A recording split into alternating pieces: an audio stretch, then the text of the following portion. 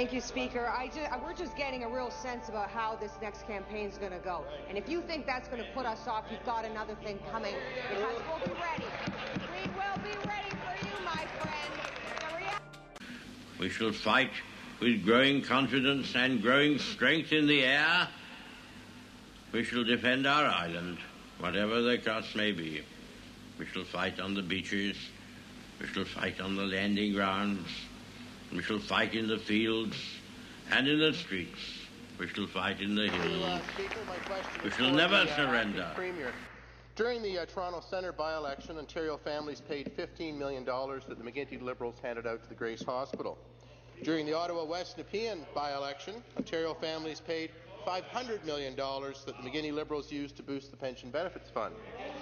Now, in what will be a hotly contested seat in Oakville, Ontario families are on the hook to pay up to $1 billion so the Premier could backtrack on the power plant that he wanted to build there. So I asked the acting Premier, why does the price of seats keep going up?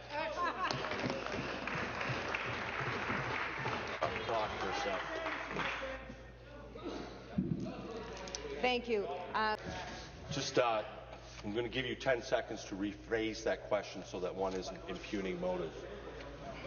How can you say it better? Oh, that's a challenge, Mr. Speaker. What will the next by-election or election seat cost in the province of Ontario? Minister. Thank you.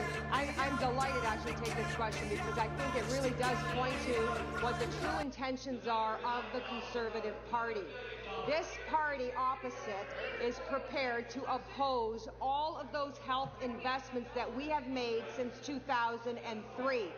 I will be available to remind the public of Ontario. In fact, this particular member opposite was the Minister of Health when those cuts in health care began. And they have already identified for the campaign ahead that they will be taking $3 billion at a minimum out of the health care system. So I would ask the member opposite, will you be revoking those extremely good decisions we made about health care investments in this province? Will you be revoking the decisions we made for those investments? Speaker, that to me is the question for the House today. Supplementary. Mr. Speaker, through the chair, she's cuckoo. Honest to God. Mr. Speaker, through the chair, she's cuckoo. Honest to God.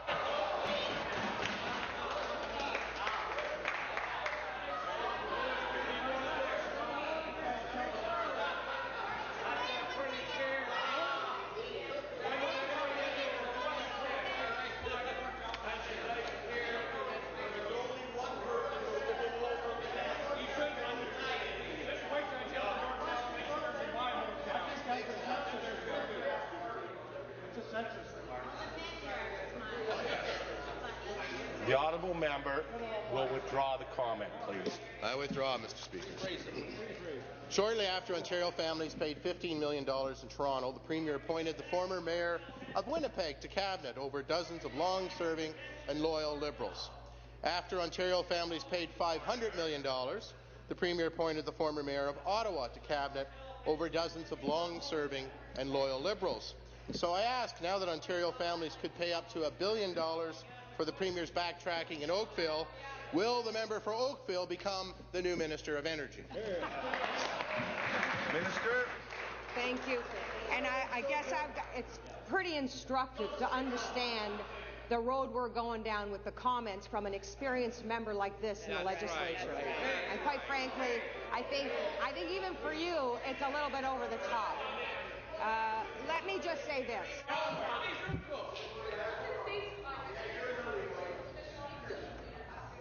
I'm standing. You should be sitting.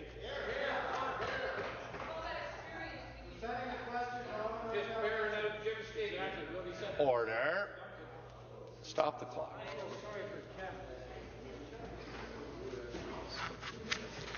Just remind members that it's very easy to not speak through the chair, but it is much easier when you are speaking through me because it does start to take away some of the personal pointing across at each other. But as well, to let's not bring things down to a level where this is 3 times today I've asked members to withdraw comments that are truly of a personal nature, and let's keep things at the political level, please.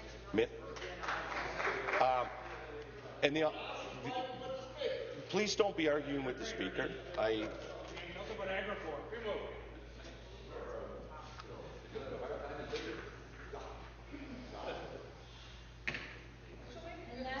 You know, if the members are desiring that the Speaker start to crack down 100% on everything, I'm very happy to do that, and we'll just start turfing people left and right.